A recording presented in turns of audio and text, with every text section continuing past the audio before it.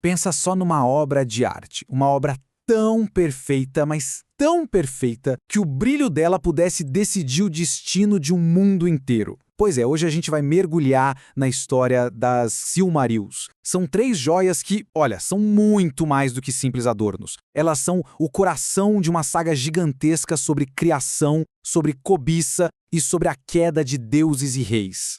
E olha, quando se fala em destino aqui, não é força de expressão não, é literal. Uma antiga profecia dizia que tudo, a terra, o mar, os céus, estava de alguma forma amarrado a essas 3 joias. Ou seja, o risco era total. E isso leva a gente a uma pergunta que é o centro de tudo, né? O que pode ser tão bonito, mas tão incrivelmente belo a ponto de um mundo inteiro ser destruído por causa disso? O que faz heróis e até mesmo os seres mais poderosos arriscarem absolutamente tudo por essas joias? Bom, é isso que a gente vai tentar entender agora. Para a gente conseguir entender essa cobiça toda, a gente precisa ir lá na fonte.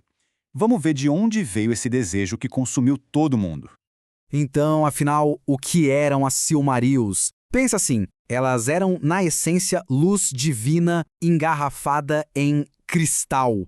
Elas guardavam a glória de uma era perdida, a luz das 2 árvores de Valinor, uma luz que existia antes mesmo do Sol e da Lua. Era o último eco de uma beleza sagrada que o mundo nunca mais veria. O valor incomparável delas vinha de 3 pilares. Primeiro, a luz divina que elas carregavam, que é um pedaço de um tempo perfeito que já tinha acabado. Segundo, o material delas era simplesmente indestrutível, uma perfeição física que nada podia arranhar. E o terceiro pilar, o mais perigoso de todos, o desejo cósmico que elas despertavam. Um desejo que tomava conta de qualquer um que as visse, uma vontade de possuir que passava por cima de qualquer razão.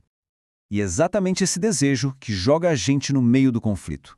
A cobiça pelas Silmarils apareceu de 2 jeitos bem diferentes, mas igualmente destrutivos, e conseguiu envenenar tanto o maior inimigo do mundo quanto o próprio criador das joias. E aqui a gente viu um contraste fascinante. De um lado, Morgoth. A cobiça dele era de quem não sabe criar, só invejar e destruir. A luz sagrada das joias literalmente queimava a carne dele. Do outro lado, Fëanor, o artista. O amor dele pela própria obra virou uma obsessão, uma possessividade doentia que o transformou num prisioneiro da sua própria criação. Essa citação aqui diz tudo. Ele sentia um amor ganancioso e se ressentia do fato de que qualquer um, exceto ele, as visse. Percebe a tragédia? Já não era mais orgulho, era uma necessidade de controle absoluto. O simples olhar de outra pessoa sobre a obra-prima dele já era um tormento. E foi assim que o Criador se tornou o primeiro escravo da sua criação. E essa possessividade toda acabou levando a um ato que ia selar o destino de um povo inteiro por gerações.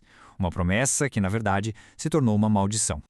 O juramento de Fëanor, uma promessa terrível, inquebrável, feita em nome do poder máximo, para pegar as joias de volta a qualquer custo. Eles juraram guerra contra qualquer um que ficasse no caminho. Não importava se era elfo, humano ou até um deus. O que eles não sabiam é que ao fazer esse juramento, estavam carimbando o próprio passaporte para a destruição.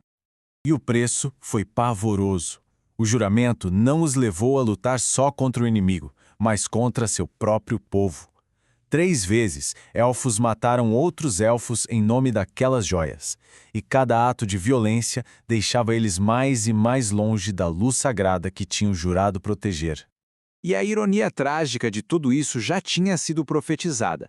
A própria força que os movia, o juramento, seria a sua traição. A busca pelas joias os tornaria indignos delas. Quanto mais eles lutavam para tê-las, menos eles as mereciam. E a profecia se cumpriu, da forma mais literal e dolorosa que se pode imaginar.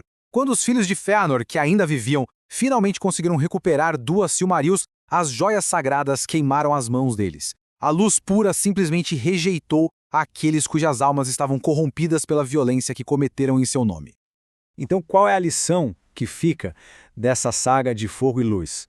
A história não acaba só em tragédia, não.